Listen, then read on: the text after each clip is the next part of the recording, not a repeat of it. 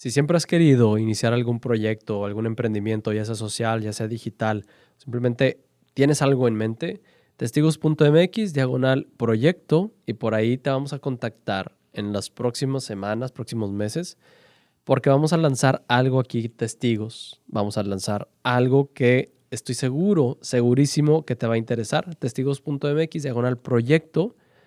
Se acaban los lugares rápido. No dejen pasar la oportunidad porque son, ya lo dijimos, lugares limitados donde pues vas a tener una oportunidad de tu vida, podría decir. Pudiera ser. Pudiera ser. Pudiera ser.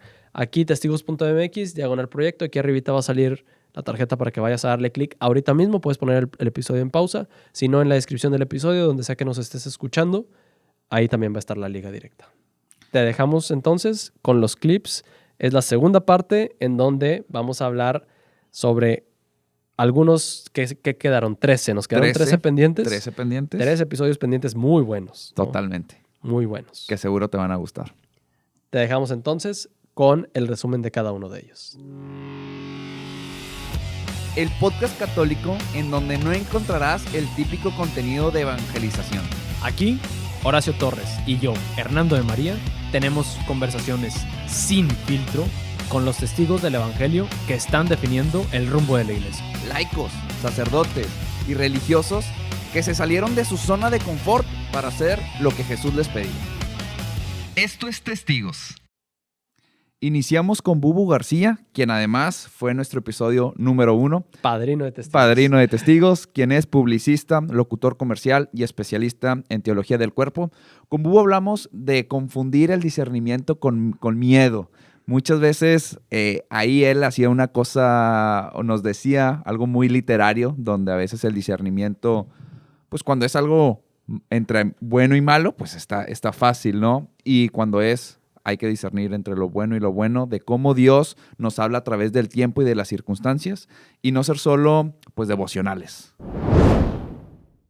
O sea, a veces escondemos como discernimiento lo que es desidia, lo que es falta de voluntad, lo que es miedo, lo que son muchas otras cosas. A mí me encanta, siguiendo con Juan Pablo II, esto que dice de no digas que no tienes tiempo cuando lo que te falta es amor, ¿no? O sea, hay que tener muy claro esto. Los discernimientos prácticos son, voy a poner un tema muy, muy burdo, decir, oye, tengo ganas de pegarte. Tengo ganas de pegarte. Yo no te he hecho nada. No me importa, tengo ganas de pegarte. Discernimiento práctico, no le tengo que pegar. No está bien que le pegue. No necesito poner mi cara y que, Señor, ¿quieres que le pegue? Háblame, Señor. Si quieres que le pegue, le pego. ¿Será correcto? ¿Será correcto? ¿Dónde quieres que le pegue? Señor, dime, no veo tu luz. Brother, no le pegues. ¿Me explico? Sí. O sea, hay discernimientos que son así. O sea, que Dios habla a través del tiempo, Dios habla a través del clima, Dios habla a través de las circunstancias. Pero eso solo te puedes dar cuenta cuando llevas una vida constante de oración, de conocer a ese Jesús. Si nada más somos así de devocionales, de no, yo hago la de Santa Eduviges, es re buena. ¿Qué es lo que dicen? Saber ver los signos de los tiempos. Eso es. De verdad, Eso saber es. ver los signos de los tiempos. Eso es. Incluso no sé qué lectura fue de estos días. Yo no sé cuándo salga esto, pero no voy a decir cuándo estamos, pero fue en estos días que le decía Jesús a Pedro, cuando le dice, oye, lávame los pies. No, yo no, ¿cómo que lavar los pies? Dice, lo que estoy haciendo no lo entiendes hoy, pero lo entenderás después. Calma. O sea, los tiempos hablan, los momentos hablan, no todo es así de sopetón. Lo vamos entendiendo poco a poco, Claro. pero no lo vamos a entender si no caminamos ahí. O sea, si estamos del lejecito, los espectadores, yo, verdad, me encanta esta palabra, ya me voy a brincar este punto, porque hay un tema que a mí me gusta mucho dar, una charla que me gusta mucho dar, y es que a Jesús no le gustan los crédulos. Le gustan los testigos. O sea, de crédulos, hombre, hay un montón que no, es que Jesús es bien bueno. Que llega Jesús, no les dice como, ¿y ustedes quién dicen la gente que soy yo? No, pues unos dicen que eres este, otros que este. Bueno, ¿y ustedes? Los que andan conmigo, mis testigos, ¿qué dicen? Y sale Pedro, maravilloso, tú eres el Mesías. O sea, es que ahí está el sentido, o sea, en el caminar. Y ahora vamos con Roy Pérez, escritor, mercadólogo, especialista también en teología del cuerpo, locutor de radio, conferencista. Internacional. Con Roy hablamos sobre un tema que yo creo que es de cierta forma como una especie de estigma dentro de la iglesia, sobre lo que es realmente la humildad y la falsa humildad en la que muchas veces podemos caer, ¿no? Entonces con Roy hablamos sobre la falsa humildad y cómo debemos de hablar siempre con la verdad. Sí, ¿no? y a veces a uno como católico le perjudica en su vida misma. Bueno, al menos en ejemplos propios, cuando no quieres como sobresalir por intentar o pensar que te crees más que el otro, ahí pues yo creo que hacemos mal, ¿no? Siempre tenemos que poner nuestros dones y carismas al servicio de la comunidad y bueno, si tenemos algún talento, pues hacerlo, ¿no? Porque si no, nos van a pedir cuentas de ello. Mucha gente podemos llegar a caer en una falsa humildad en donde tienes un talento, por ejemplo, tú, para hablar en público, para dar conferencias, Pero hay mucha gente que puede tener el talento y por caer en esta falsa humildad de decir, no, es que tengo que ser el más pequeño de todos, tengo que estar al final, No explotan esos talentos. ¿Qué pudiéramos decirle a esas personas que se contienen de explotar sus talentos que los entiendo, ¿no? O sea, empatizo con ellos porque me ha pasado. Pero ¿cómo le haces para romper esa barrera de decir, ok, no es que no es que yo brille, no es que vaya a hacerlo por ego, pero ¿cómo exploto esos talentos? ¿Cómo rompo esa barrera? Hola, es difícil. Es difícil esto que preguntas porque, o sea, porque es al final un punto, o sea, es como, ¿cómo me voy por la línea si es tan delgadita, ¿no? O sea, el margen de camino es muy angosto, ¿no? Pero creo que regreso a Santa Teresa. A mí me ha dado mucha luz eso respecto a la humildad, ¿no? La humildad de reconocer que, o sea, si yo me inflo de más, es soberbia. Pero si me desinflo y me muestro como algo que no soy porque estoy demasiado chiquito para lo que verdaderamente soy, eso también es soberbia. Fíjate eso. ¿Cómo? Pero no, eso es humildad. No. Humildad no es hacerte decir que vales 3 centavos. Tú mides 1.80. Decir que mides 1.60 o que mides 1.90 es soberbia. Uh-huh. Las dos. Porque nada más que una es disfrazada de humildad. ¿Sí? ¿Por qué? Porque al final tú estás diciendo, o sea, Dios determinó que tu precio como ser humano es la sangre de Jesús. No porque te lo hayas ganado, o yo, o cualquier ser humano, por mera misericordia. Pero aún así eso es lo que determinó el Señor. Entonces, si merecemos recibir todo el amor de Dios manifestado en la muerte y resurrección de su Hijo Jesús, pues tú y yo, ¿quién carajo somos para decir que no valemos nada? ¿Sí me explico? Claro. O sea, es como, eso nos ayuda mucho a ver, no soy Superman, pero tampoco soy el hombre hormiga, así de 2 centímetros. O sea, entonces es reconocer, entonces, ¿qué puedes hacer al respecto? A ver, primero, el talento no es tuyo, se te dio, es una gracia. Y así como, esto es algo que a mí me impactó mucho cuando Dios me dio la gracia precisamente de entenderlo. El don de hablar bonito, en cualquier momento Dios me dice, bueno, ya, listo. Y si yo me quedo trabado en eso de que yo ya valgo 3 cacahuates porque ya no soy el conferencista, pues entonces estoy definiéndome o definiendo mi valor por ese talento. Y no, tu talento, más bien tu valor, es por ser un ser humano, por ser hijo de Dios. No es lo que hacemos lo que nos da valor. Es turno del Padre Borre, quien es sacerdote, podcaster y evangelizador digital, pionero, al menos aquí en Monterrey, se podría decir en México, sobre la parte digital y la fe. Con él hablamos precisamente de esto, de vivir de la evangelización, de cómo ser un proyecto de calidad. A veces al católico se le piden cosas gratis o se tiene la percepción de que algún proyecto católico pues es de baja calidad, coloquialmente es chafo. Y con él hablamos de que no, de que tenemos que aprender a cobrar, de hacer bien las cosas, de hacerlo profesional, y él nos ayuda con esto. Y que no se trata de cobrar por cobrar, ¿sabes? Es como, pues, de dónde salen las cámaras, de dónde salen los micrófonos, de dónde sale el poder hacer un proyecto de alta calidad. Entonces, si como católicos queremos ver cosas de calidad, necesitamos cooperar con ello, ¿no? Para No se trata poder. de pagar para que la persona se enriquezca, se trata de apoyar proyectos para que esos proyectos evangelizadores tengan de dónde crecer y de dónde Correcto. profesionalizarse. Sí, y yo creo que la mayoría de los católicos al momento de nosotros cobrar, simplemente no queremos sacar un beneficio simplemente queremos llevarles a todos ustedes un proyecto de calidad. Queremos también tocar el tema de muchos de los creadores de contenido católico hacen cosas de mala calidad que decíamos hace ratito. Vamos por ahí de una vez. Porque no hay Vamos- recursos, vamos porque por no hay ahí de una recursos, no profesionalizan. Y la gente también se espanta, o sea, sí, se espanta de... De ver al violín diciéndote Dios te bendiga. Exacto, ¿y por qué me va a cobrar? O sea, ¿por qué voy a tener que suscribirme a nuestro newsletter? Suscríbanse. O ¿por qué tengo...? ¿Sí me explico? Hay una cultura en esa cuestión económica, hay una cultura muy fuerte que gracias a Dios ya se está atacando. Ahí va. No tan rápido, pero se está atacando de pagar por las cosas que son de Dios o religiosas. Gente dice, ¿por qué va Ajá. a cobrar, padre, por ese curso o por ese retiro?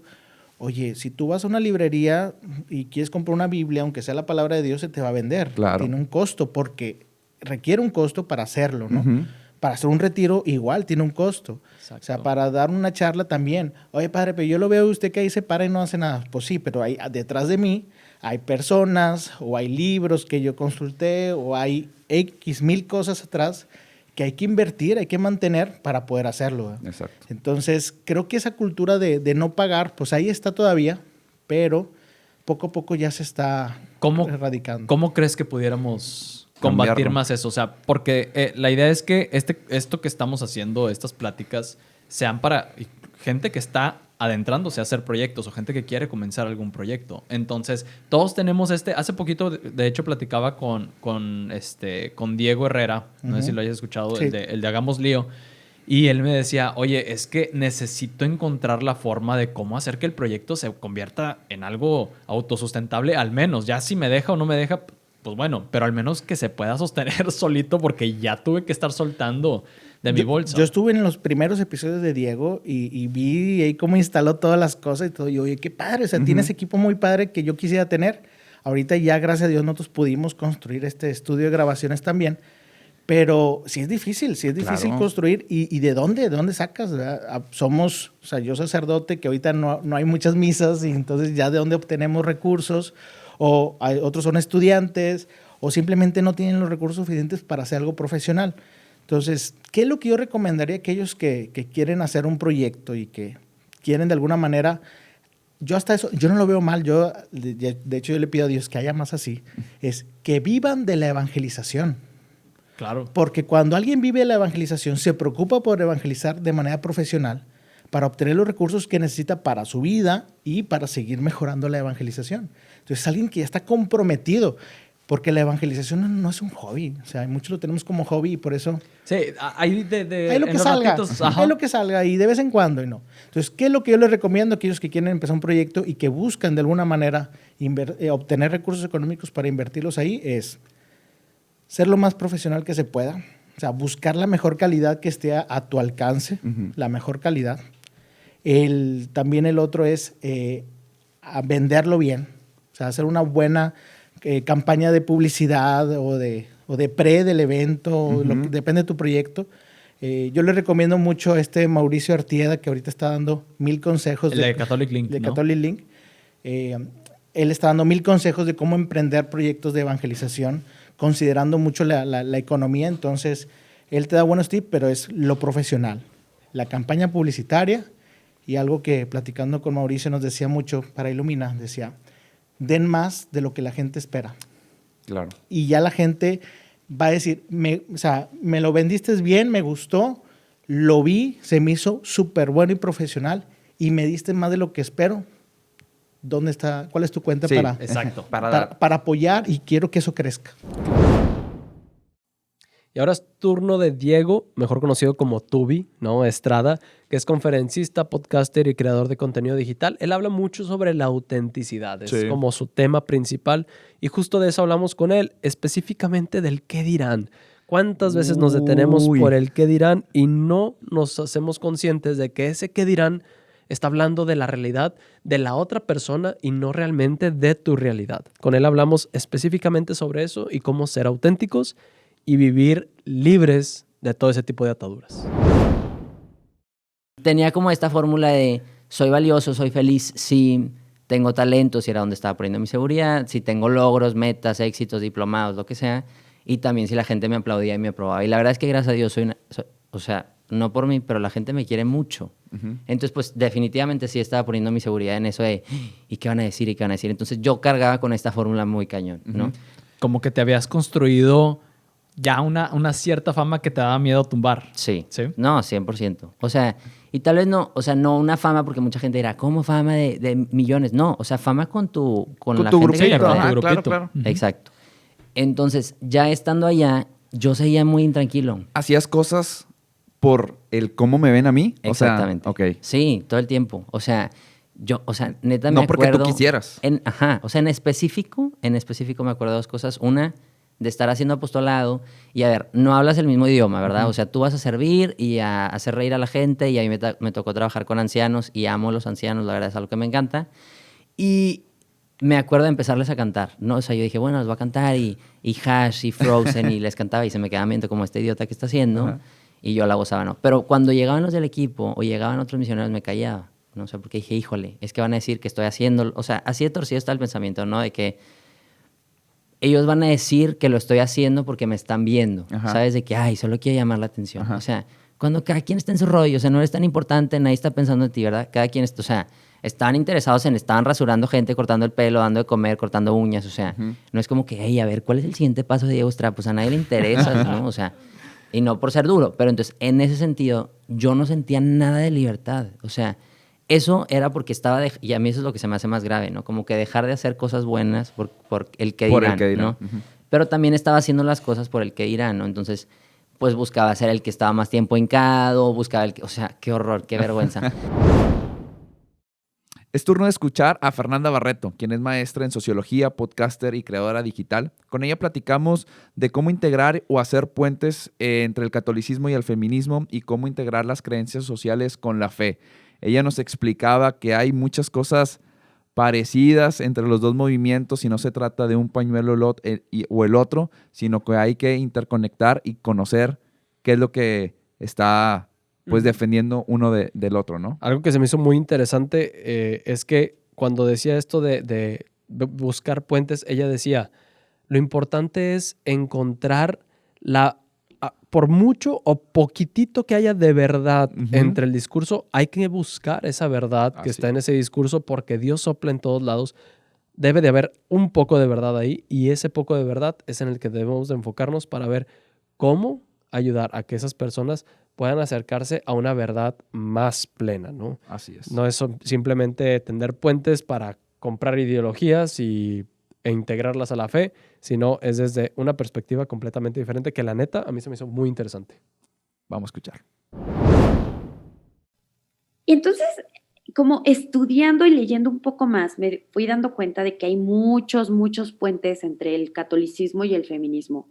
Y yo decía, es que alguien se los tiene que decir. O sea, alguien les tiene que decir a estos dos bandos que a veces parece como que se agarran del chongo y vivimos peleados, que realmente, o sea, que realmente tenemos muchos puntos en común. Claro. Entonces, el tema de la dignidad en ciertos contextos, o sea, hay muchas cosas irreconciliables, ¿no? O sea, nunca nos vamos a poner de acuerdo con algunos colectivos sobre el tema del aborto, pero sí sobre el tema de el uso de anticonceptivos, que es dañino, el tema de, por ejemplo, la prostitución, que es una forma de explotación de la mujer, el tema de la pornografía. Como un tema también que ha sido súper dañino y que ha generado más violencias a la mujer en el ámbito sexual. Entonces, para mí, el ir identificando estos puentes me dio muchísima paz. Pero al mismo tiempo, se volvió para mí una inquietud, porque yo decía, a ver, yo veo esta realidad y yo no veo a mi iglesia sensible hacia estos temas. Y entonces, la verdad es que, pues bueno, dicen que Dios se agarra de todo, ¿no? Y entonces yo, que la verdad en mi fe iba y venía y tenía una especie ahí como de montaña rusa espiritual de decir, había veces que me sentía de sí, Señor, pídemelo todo. Y había veces que decía, la iglesia, qué show, bye, ¿no? Entonces, me ayudó mucho el integrar estas creencias sociales con mi fe y decir, a ver, yo no veo respuestas en el feminismo, pero tampoco veo respuestas en la iglesia, o al menos en mi círculo más cercano católico, ¿no? De, pues alguien que me dé respuestas, ¿no? ¿Por qué nadie está hablando de problemas, o sea, realmente serios de las mujeres? Y pues así por ejemplo, nació. también ahí, perdón que te interrumpe, ahí buscabas, por ejemplo, en la iglesia, buscabas respuestas con alguien, te acercabas a lo mejor con un sacerdote, o simplemente como que tú decías, no me llega esa respuesta. ¿Sabes qué? Yo veía más allá de la doctrina, porque yo Ajá. entendía la parte teórica. Ok. O sea, yo entendía la parte de la doctrina, incluso desde la doctrina social de la iglesia y tal. A mí lo que me caía gordo eran los católicos. Ok. O sea, yo decía, ¿por qué no estamos hablando de estos temas? ¿Por qué no es noticia hablar de, no sé, las muertes de mujeres o, no sé, la violencia entre pareja Ujú. o qué sé yo, ¿no? Ujú. Como que yo decía, no podemos reducir el tema únicamente al aborto, Ujú. que es un problemón, no es Claro. para nada quitarle prioridad, ¿no? Pero entonces, como en estas inquietudes, ustedes imagínense, llena de inquietudes y llena de como sentirme sola en la iglesia y sentir que, bueno, estoy yo y Jesús, pero necesitamos comunidad. Y entonces empecé a encontrar otras cuentas de Estados Unidos con este enfoque, con gente que hablaba con conocimiento de causa y con datos y con un enfoque feminista, pero distinto. Bueno, yo estaba fascinada, pero además yo sentía un llamado muy fuerte a hacerlo en México. O sea, de verdad, sí para mí se volvió un llamado vocacional, tal cual. Y ahora viene el turno de las chicas de Un Corazón que Arde. Y por ahí ellas nos dejan algo que a mí me llamó mucho la atención, sobre todo de Mariana. Si no mal recuerdo, fue Mariana Sí. la que habla específicamente de esto. Es muy joven, pero ella dice la importancia de no basar la fe en puros sentimentalismos, ¿no? De cómo tenemos que construir nuestra fe, pues ahora sí que en roca firme, en roca firme, y dejar de centrar nuestra fe en las emociones, en lo bonito que se siente en una hora santa por un canto, por exacto. esto, sino basarlo realmente sobre roca firme, ¿no? Y que es lo que nosotros a lo largo también de los episodios le hemos contado, platicado, de cómo muchos de nuestros amigos o compañeros con los que iniciamos la fe, a lo mejor basaron esa parte en el sentimentalismo, y cuando llegan esos pequeños desiertos es cuando es más fácil caerte, ¿no? Y hoy ya no están. Y hoy ya no están. Entonces, por eso es muy importante pues plantarte en roca firme. Y algo que yo creo que podemos coincidir en nuestra año colaboradora es que nos dimos cuenta que tienes que construir sobre roca. Algo que a mí me ayudó muchísimo en mi año fue tumbar todo, literal tumbar todo, el darme cuenta que había construido sobre arena y volver a construir sobre roca. O sea, una vez que tienes una fe, o sea, firme, sólida. exacto, una fe sólida, yo siento que eso es lo que nos hace falta más como iglesia. O sea, como que muchas veces es sentimientos, corazones, emociones, sentí bonito en el retiro. No, pero es que también, o sea, no sé, como que... También es decisión, ¿no? Claro, o sea, sí, o sea, es como saber, no sé cómo decirlo, o sea, como decíamos hoy en el podcast que tuvimos, ¿no? O sea, como que tener la certeza de que Jesús está y no siempre basar como que nuestra fe en el sentimiento o así, no sé, porque siento que también es lo que pasa mucho en los retiros o en encuentros así fuertes. Bueno, a mí en lo personal eso me pasó, que yo fue que, ay, sentí bonito, y luego te das cuenta que va mucho más allá. Claro. ¿No? Y el recordar la típica frase que nuestros papás seguramente nos dijeron a todos, el amor es una decisión. O sea, porque yo siempre les decía a mis papás de que, ay, es que ni se ven enamorados, de que ya nada más están como acostumbrados, y mis papás, vas a ver, o sea, el amor es una decisión, o sea, no es algo que estás sintiendo todo el tiempo, y es que es lo mismo con Dios, o sea, como dice Mati, no vamos a estar todo el tiempo, ay, Claro, sí, ferviente, llorando sí, frente ajá. al Santísimo y la experiencia y el retiro, o sea, justo lo que dice esas playeras, o sea, hechos de fuego, o sea, también tenemos que pasar por el fuego y hay una cita en Eclesiástico 2, del 1 al 6, que me encanta, que dice, si quieres servir al Señor, prepárate para la prueba. Y siguen otros versículos súper hermosos que justo gracias a eso, porque cuando me iba a ir de colaboradora estaba pasando por unos momentos muy difíciles en mi vida y dije, pues sí, o sea, no tiene por qué estar todo perfecto cuando decida servir a Dios. O sea, aún en la prueba, aún en la batalla, aún en medio del dolor, quiero hacerlo por Él, ¿no? Y así es como también el hombre se va moldeando, pasando por fuego, moldeándose también, como dice otra cita que nos gusta mucho. Sí. No, nos gusta la de llevamos este tesoro en vasijas de barro. Nos gustan varias. Nos gustan muchísimas. Esa es buenísima, la de las vasijas de barro. Pero la otra, la de como arcilla en manos del alfarero y también déjate romper. Claro. O sea, te tienes que dejar romper y muchas veces a la gente no le gusta. Con Fernando Vázquez, quien es maestro, músico, compositor y podcaster, hablamos de un tema ahí medio escabrosito, de si podemos escuchar música protestante o no como católicos. Él daba ahí una información muy importante donde nos comentaba que tenemos que entender lo que nos dice la iglesia en cuanto a la música de fe, tener un criterio sostenible para poder decidir o no. Él ahí nos comentaba de pues la fe del compositor, ¿no? Sí, claro, y que tampoco, parecido a lo de Fernanda Barreto, tampoco es escuchar lo que sea por escuchar, pero sí formar un criterio sobre escuchar música, vamos a decir, compuesta por protestantes. Así es. Pero tampoco decir no nada más por decir que no, sino tener realmente un criterio para poder discernirlo, ¿no? Hay por ahí un tema escabroso, pero yo creo que sí te deja pensando. Con respecto a la música, yo tengo que decir algo, y lo he dicho en 1000 ocasiones en el podcast. Ese criterio de decir, los católicos no podemos escuchar música protestante, y por otro lado, la música protestante está prohibida en misa, no se sostiene. Yo lo he dicho 1,000,000 de veces, ahí pueden escucharme, y lo vuelvo a decir aquí. O sea, ese criterio de no podemos escuchar, que es un punto, o sea, porque escuchar es personal, ¿no? O sea, yo puedo escuchar en mi oración personal, no se sostiene. Y el otro también de no podemos cantar música protestante en misa, tampoco se sostiene. Ojo, ese criterio no se sostiene. Habrá otros que sí. ¿Por qué voy a esto? Y aquí que me caiga la Inquisición musical. Porque lo que los documentos de la iglesia dicen es otra cosa, y los queremos hacer que digan lo que no dicen. Lo que los documentos eclesiales los interpretamos dicen, a nuestra manera. Exactamente, la interpretación que le estamos dando. Lo que los documentos dicen es, tengas en cuenta la fe del compositor al momento de seleccionar los cantos. Ese es el criterio que lo dice textualmente. Tengas en cuenta la fe del compositor.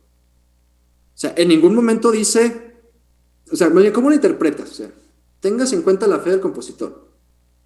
Y alguien lo podrá decir, bueno, en cuanto a si es de fe católica o protestante. Bueno, yo lo puedo interpretar así como de que, en cuanto tengas en cuenta la fe del compositor, ¿es un católico que vive su fe o que no vive su fe? O tengas en cuenta la fe del compositor. Yo puedo ser un católico que nomás compongo por negocio y para vender, y que no me interesa en realidad lo que se cante, o alguien que lo hace con toda la devoción de componer por su fe. O sea, ¿a qué se refiere esa frase? O sea, la interpretación da para mucho. Ajá. Eso por un lado. Y luego por eso, entonces, no, por ese lado no va la interpretación. Por otro lado, y eso lo platicaba con el maestro Carlos Alberto Jardón, cuando hablábamos de música protestante. Él es experto en sectas y en diálogo interreligioso. Y hablábamos de esto. O sea, en ningún momento la fe de la persona canoniza o es extensiva a sus obras, ¿no? O sea, yo soy católico, mis obras son católicas. Pues no. O sea, o yo soy protestante, mi música es protestante. No, o sea, no es como que todo lo que salga de mí está sí, exacto. Está imbuido del se bautizó de esa manera, o sea, ya no puede. No, o sea, y de hecho él lo decía, o sea, los que se bautizan son las personas, ¿no? O sea, yo soy católico, tú eres protestante, no la música ni lo que yo haga, o sea, a final de cuentas, o sea, está ahí mal ese chip.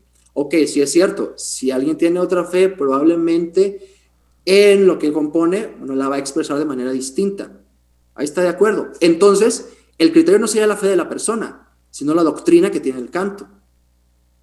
Entonces, el canto no es inadecuado porque el compositor sea protestante, sino porque la doctrina del canto es inadecuada. Entonces, el criterio es el texto, no el autor. Ajá. Y ahora tenemos a Alfonso López, mejor conocido como Poncho, El Poncho. gran amigo, mercadólogo, también podcaster y evangelizador digital. Y ahora sí que Poncho dejó caer Uy. piedras sobre la cabeza, Se fue, hablando sobre cómo muchas veces dentro de los mismos grupos juveniles se encuentra que los líderes, los coordinadores, no tienen una vida de oración profunda, ¿no? Sí. Y entonces, ¿qué va a suceder con la comunidad que el Señor mismo le ha encargado pastorear y acompañar, ¿no? Se fue duro, directo y como quien dice a la cabeza, donde ahí decía, como si tienes tiempo para ir de fiesta, ir al fútbol, ir a otras partes, no tienes tiempo para hacer oración, ¿no? Nos empujaba un poquito al hacerlo, casi que de a fuerzas, pero es algo primordial que Y tenemos que hablaba hacer. sobre las consecuencias. Sobre las consecuencias. Vamos a escucharlo. Sí, lo primero que le diría a un líder o a alguien que se quiera lanzar a un proyecto es, sí, muy importante la oración. O sea, realmente siento que hay muchos líderes, y no siento, sé. O sea, sé que hay muchos líderes que realmente no hacen oración íntima. O sea, más que con su grupito y de que hay cuando estamos reunidos. Pero realmente si no hay oración íntima, los proyectos al final de cuentas, bueno, si no es por gracia de Dios, no continúan, ¿no? Nada más por gracia de Dios continúan. Pero realmente la oración es una base fundamental. Yo no puedo creer que un líder llegue a su casa y literalmente diga, después de haber estado de fiesta o irse al fútbol o miles de cosas, ay, estoy muy cansado, no puedo hacer oración. ¿Cómo? O sea, es parte de nuestra vida cristiana y más como líder y cabeza de un proyecto que te obligues, aunque no tengas las ganas, ni la fuerza, ni la motivación, a hacer oración. Se escucha pues un poco frío para tal vez algunos, pero entonces empiezas a crear el hábito de nunca orar. Porque siempre estás cansado, siempre tienes 1000 actividades y siempre tienes todo, ¿no? Entonces, para un líder, punto número 1, sí o sí tienes que hacer oración. Número 2, sobre la formación. Yo ahí sí diría, pues puede ser un poco más abierto de decir, según mi proyecto, qué necesito y lo puedo tomar en donde sea. O sea, y más ahorita que está todo también en línea, antes no existía tanto, pero pues métete a donde tú quieras. O sea, si te sientes muy como llamado pues con franciscanos y tienen esa formación, pues métete con los franciscanos y lleva esa formación. Nada más pues no te quedes igual sin hacer nada. O sea, estás llevando un proyecto que necesita formarse, igual que cualquier trabajo. O sea, yo cuando entré, por ejemplo, a hotelería, mi jefe me dijo, tú eres el de mercadotecnia. Y yo, sí, me acabo de graduar. Pues entonces eres experto en mercadotecnia. Y yo, no, me acabo de graduar. No, para nosotros eres experto. Cualquier cosa, tú la investigas, tú la, o sea, autoconocimiento también. Si te pedimos una herramienta, tú buscas, tú te mueves. Y yo, o sea, entonces es así también en los proyectos. Yo busco, yo me muevo, yo investigo, yo todo, ¿no? Entonces, líder, tú que me estás viendo, o sea, realmente busca formarte en donde uno te sirva a ti y le sirva a tu proyecto, pero pues busca donde sea. O sea, incluso ahorita puedes en cualquier parte del mundo, ¿no? Y ahora también vamos a uno de mis episodios favoritos. Me gustó mucho el episodio con el Padre Caro, quien es emprendedor, también pionero en la parte digital. Doctor en Mariología, exorcista. Y bueno, un sinfín de títulos. Aquí no vamos a terminar de todo lo que hace el Padre Caro, pero con él hablamos de tirarse en la fe en los proyectos y nos decía que el dinero llega solo, la parte de la divina providencia, ¿no? Sí, yo creo que ese episodio fácilmente se pudiera haber llamado de Dios actuando en tus proyectos o de la divina providencia en tus proyectos o algo por el estilo. Vaya que ese episodio fue un parteaguas importante, así vamos a dejarlo, en ti. O lo decimos. Bueno, pues, es que del episodio con el Padre Ernesto María Caro y a cómo es la divina providencia, entré a trabajar justamente a una agencia de medios católica que se llama Evangelización Activa. Entonces, para que se den una idea de cómo se mueve la divina providencia. Entonces yo aprendí eso allí. O sea, Dios, el proyecto es de Dios, Él quiere esto, entonces tú tienes que tirarte en fe. En fe. ¿sí? ¿Cuánto se necesita para esto? ¿Verdad? 1 millón de pesos. Órale. Y los hombres de fe hacen eso. Hace algún tiempo yo fui a predicar a Alabama y tuve la oportunidad de conocer EWTN. Y ya la hermana, todavía vivía la hermana, pero ya no la podías ver, ¿no? Total, nos enseñaron ahí toda la instalación de EWTN y nos contaron algunas de las anécdotas de la hermana, ¿no? Ujú. De cómo funcionaba esto, que yo ya sabía, pero a esos niveles, no. ¿verdad? Necesitaban un satélite, no. Sí iban a conectar con un satélite, pero para conectarse con un satélite necesitaban un aparato que costaba, creo que como $700,000. Dólares. Wow. ¿Sí? Ajá. Dólares. Entonces, pues una de las gentes de la hermana fue a la compañía. Total, con descuentos y todo, se los dejaron como en $500,000. ¿verdad? Oiga, hermana, pues fíjese que... Así. Dijo, cómpralo. Cómpralo. Dios va a proveer. Haz todos los trámites. Cuando tengamos que pagar, vamos a tener el dinero. Por lo pronto, haz el pedido y que nos lo manden. $500,000. ¿verdad? Bueno. Cuelga ella, ¿verdad? Como a las 3 horas le dicen, hermana, tiene una llamada de no sé dónde, ¿verdad? Y entonces le dice, sí, dígame. Oiga, hermana, pues fíjese que yo he querido hacer, me gusta mucho su programa y bla, bla, bla. Entonces queremos hacer una oferta para su programa. Entonces, ¿qué necesita? Y así, con todos los pelos, ¿verdad? 500,000. Necesito $500,000 para conectarnos con el satélite. Le dice el señor, ¿a dónde le mando el cheque? Sas. Wow. Sí. Entonces, si tú que estás oyendo este mensaje y Dios te mueve algo, no te pares por el dinero. El dinero, créeme, que no es importante. El dinero no es importante. O sea, lo importante es qué quieres hacer tú por el Señor. Lo demás, Él lo irá haciendo. Así ha sido mi vida siempre. Y ahora es el turno de uno de mis favoritos también, la madre Anastasia Jaramillo. Nos sacó muchas de cocodrilo, la Sí, madre Ana. fundadora de la Casa Simón de Betania, en donde se atienden a enfermos desahuciados, ¿no? Desahuciados.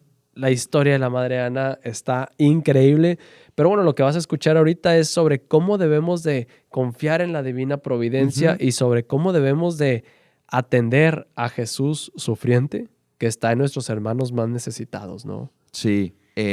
La verdad es que si no han escuchado este episodio, también los invito a escucharlo porque al menos si nos quejamos de ya vas a llorar. Sí, es que si nos quejamos de lo que hacemos en nuestro día a día, escuchando este episodio, la madre Ana... No tengo nada que quejarme. Nos da 100,000 vueltas.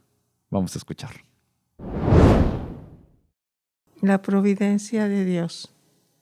Cuando yo quería pasar esa muchachita a la clínica para tuberculosos, voy con el padre García Limón, que en paz descanse. Lleva un muchacho conmigo. Y le digo, en ese tiempo andaba mucho la situación de que había una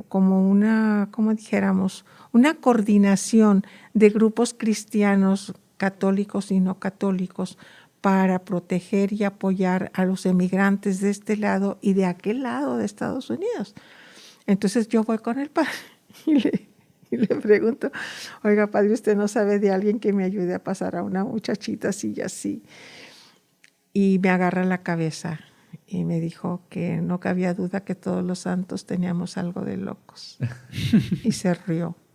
Entonces el muchacho que iba conmigo me dice, te declararon eclesiásticamente loca. Y le digo, pues ni creas que me da coraje. Le dije, me da gusto porque dice una canción española que a lo loco se vive mejor. El que está loco puede hacer lo que le dé su gana. Sí, claro. Porque está loco. Sí. Y ya nos salimos de ahí. Pero voy con un ingeniero que lo quiero muchísimo. Y él, cuando empiezo yo con esto, me dijo, cuando quieras yo te apoyo, yo te ayudo, pero no me digas nunca que yo te ayude con un enfermo, porque yo no te voy a ayudar. Okay. Dice, yo no te lo voy a poder ni tocar siquiera. Él es alto, muy varonil, fuerte. Y dice, aquí donde me ves, me pongo a llorar y no te ayudo. Dice, yo no puedo. Pues dije, pues no me queda más que este hombre, ya voy. Oye, Hernán, mira, tengo esta situación, yo no sé si tú me pudieras ayudar a pasar a esta niña, me están ofreciendo atenderla en Estados Unidos gratis. Y me dice Hernán, no, Prieta, ¿cómo se te ocurre? Te van a robar el dinero y no te la van a pasar. Dice, mejor sácale el pasaporte mexicano. Yo le digo a mi esposa que te ayude a sacar la visa y te la llevas. Pero ni se te ocurra dar dinero. Bueno, pues así fue. Luego en el pasaporte venía que pues la niña tenía que viajar con ellos. Y voy y le digo, oye, Hernán, es que el pasaporte reza esto. Tú llévate la Reynosa y allí en el puente yo nomás las cruzo. Órale, ya dijiste. Voy a Reynosa, llego a Reynosa en autobús y llegan ellos, él y su esposa, y nos subimos, cruzamos el puente y al llegar a la migración, el de la migración ya ve que pone el papelito amarillo para que nos revisar el vehículo. Ah, claro. Y le ponen el papelito amarillo y él dice, ¡ching! ¿Quién sabe qué tanto? Y se iba a detener y en eso ya el de la migración se regresa y arranca el papelito y nos da el pase. No, pues le pisa al carro. Ajá. Le digo, aquí déjame, yo aquí ya yo me muevo. Ajá. No, que vayan a quién sabe dónde, ¿verdad? Yo te llevo hasta la clínica, llegó a la clínica, se metió, investigó todo, qué se le iba a hacer, cómo se le iba a hacer y todo lo demás. O sea, yo, ¿qué les diría? Que siempre me he sentido, que es la palabra, acogida, cobijada por la divina providencia. Y ahora nos vamos hasta un rector emérito del Tecnológico de Monterrey, quien es David Noel, que además es escritor, conferencista y consejero. Con él hablamos de la tenacidad.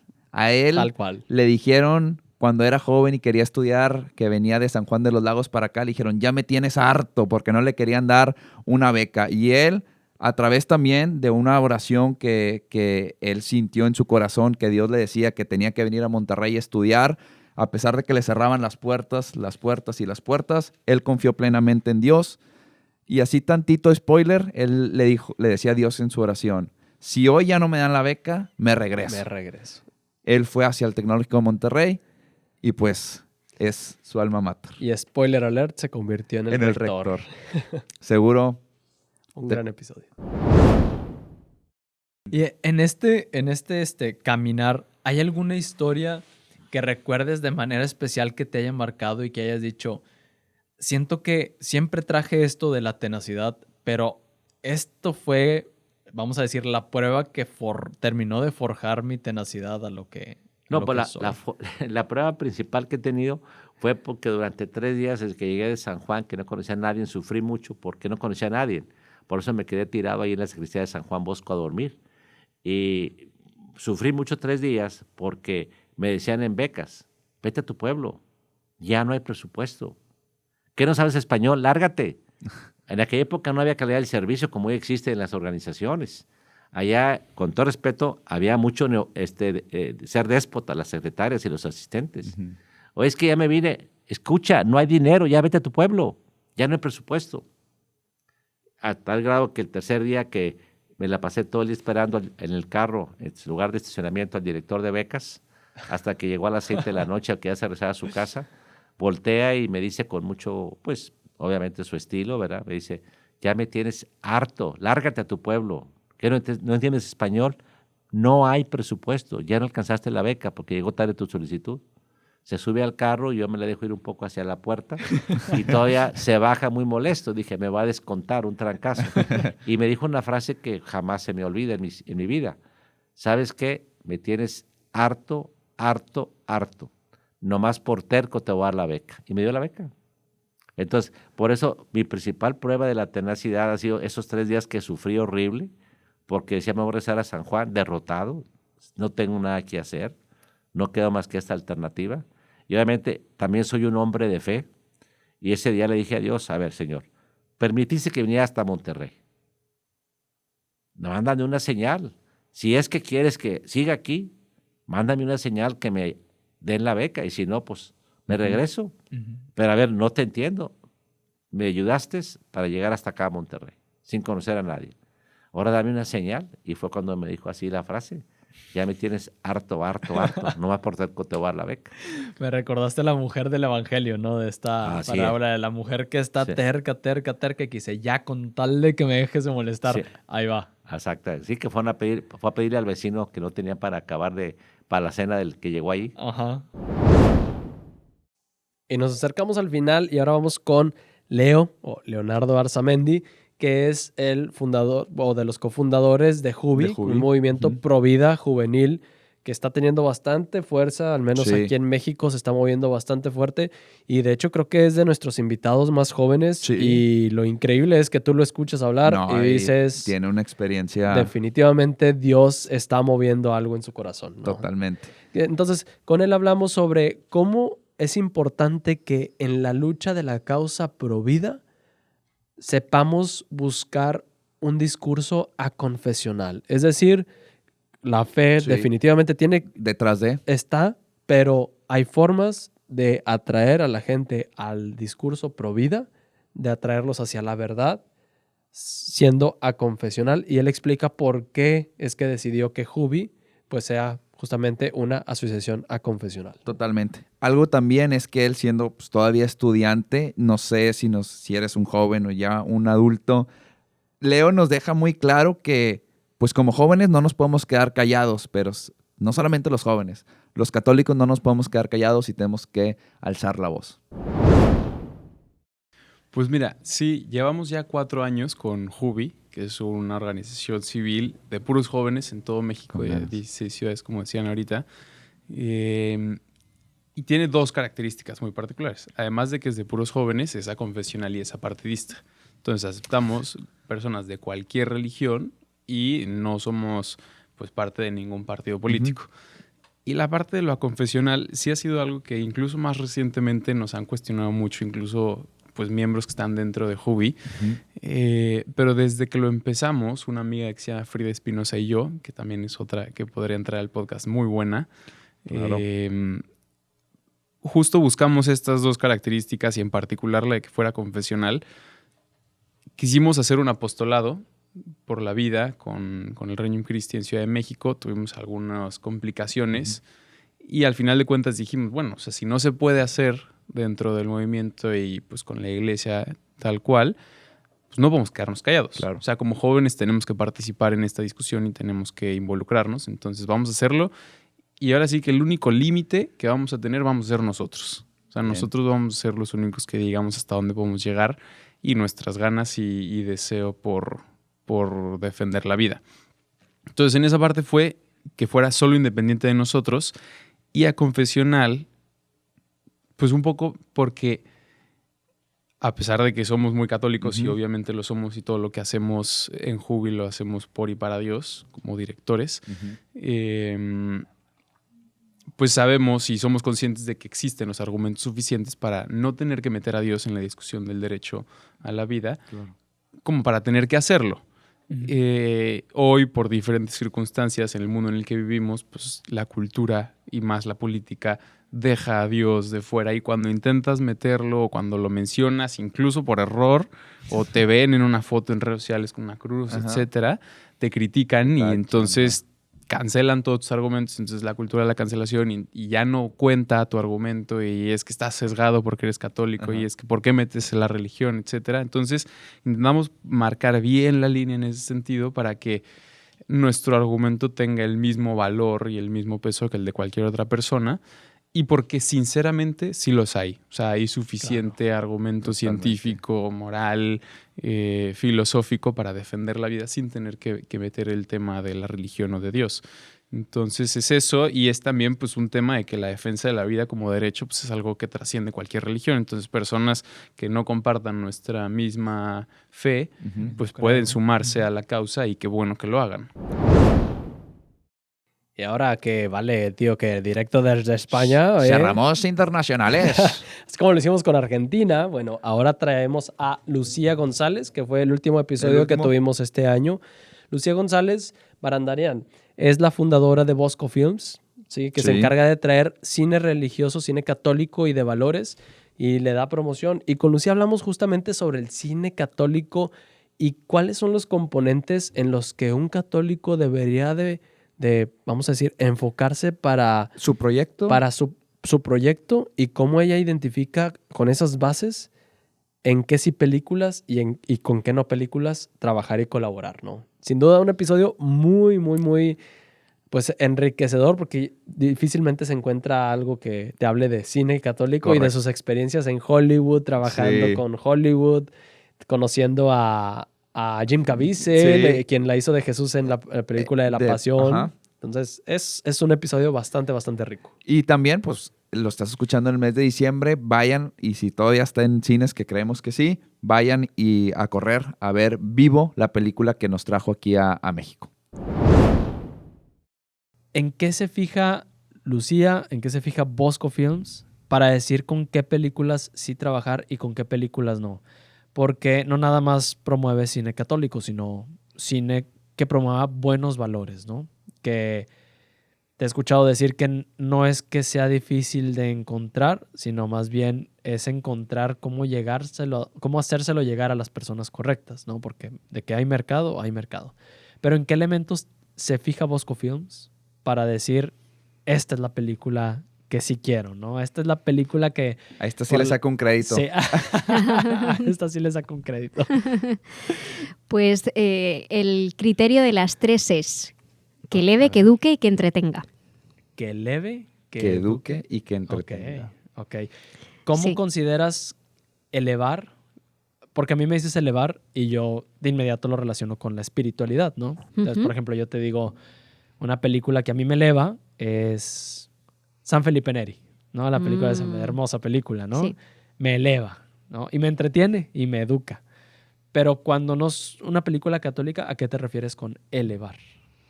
Ahí me cuesta más. O sea, en las películas católicas sí que lo veo más claro, aunque algunas las descarto porque me parece que no tienen la calidad suficiente. Y ahorita hablamos de ese tema.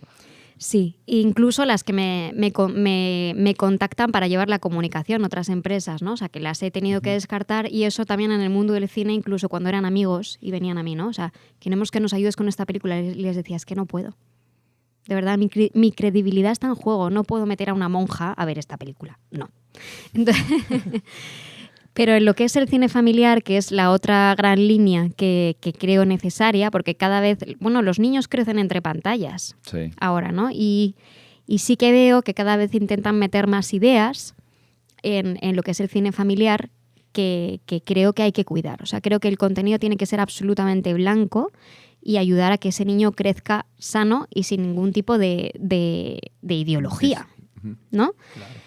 Entonces eso sí que es verdad que el cine familiar, pues como estos 2 casos que os había contado, requiere de más presupuesto en publicidad, porque es un público mucho más amplio, ¿no? Pero se encuentran cosas de vez en cuando, cosas limpias.